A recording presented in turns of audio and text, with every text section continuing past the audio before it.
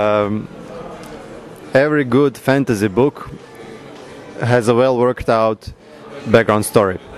What do you think is the key to the writing convincing characters and plot? You know, I would actually say lots of good luck and a couple bags of good weed. I mean, really, how did I come up with this shit? I mean, sometimes I think back and it's like, where did it all come from? And I don't know. I mean, you know, maybe a troubled childhood helps.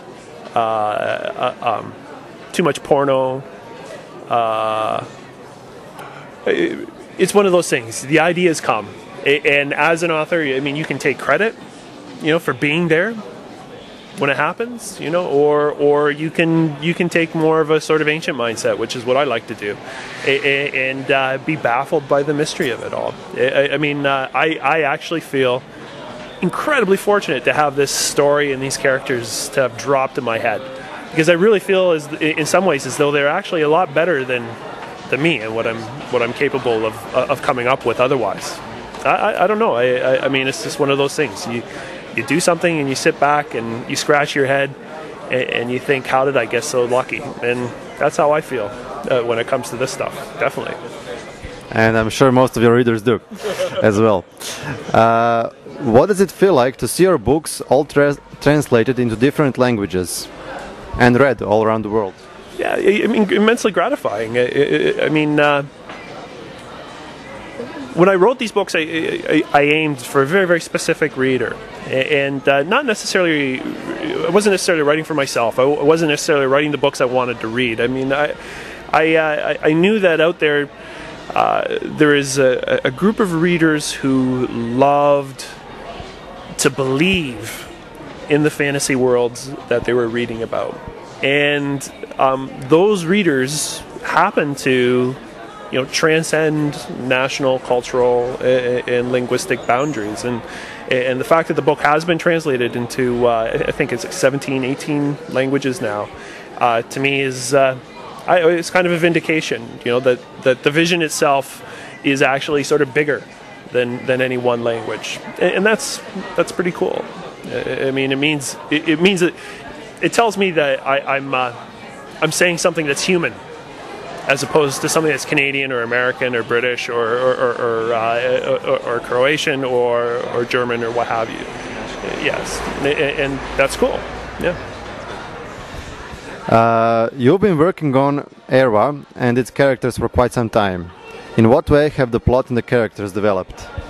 You know, it's going to sound absurd, but in a sense, they've actually not developed that much. I mean, in terms of being fleshed out, yes, but the story itself, the story I came up with is the same story I came up with, you know, when I was a dope smoking teenager, you know, 20 plus years ago. And so in a global sense, I actually am amazed that things have remained as faithful as they have to the original plan I came up with. When it comes to the nuances and to the details, I mean, that's evolving all the time, and you just sort of stumble into new ways of expressing old things, but still within the box of that original vision. And you know, some people might call that stasis or whatnot. For me, it feels like fidelity, though. It feels like I've been faithful to, like I say, that idea that dropped in my head from who knows where. So. There was no talk about possibilities of making a movie. Are you interested in your books being screened, and have you already had some offers? Yeah, I mean, there was actually a plan to shoot a pilot for a cable TV miniseries based on the Prince of Nothing trilogy. Chris Weitz, the producer, I think he was one of the producers, but he does production work, he does writing, and he's a director as well. The Golden Compass was his latest fantasy novel. Anyways, he stumbled upon the series while he was shooting in Toronto just a few years ago and fell in love with it. And he contacted me last year, and things were a go for a pilot. But the financial crisis hit, right? And there's just too much blasphemy in my work, I think, for God not to do everything he possibly can to prevent the work from making it to mass audiences. But the project's been shelved, and we're supposed to revisit the whole thing in 2010.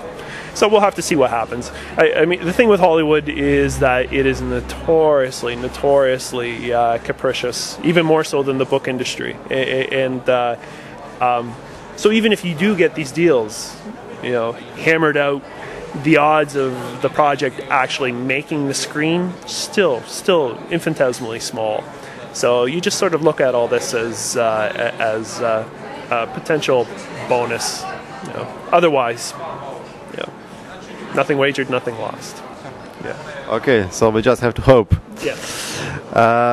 What about your future plans and projects or books you're currently working or will you be working on?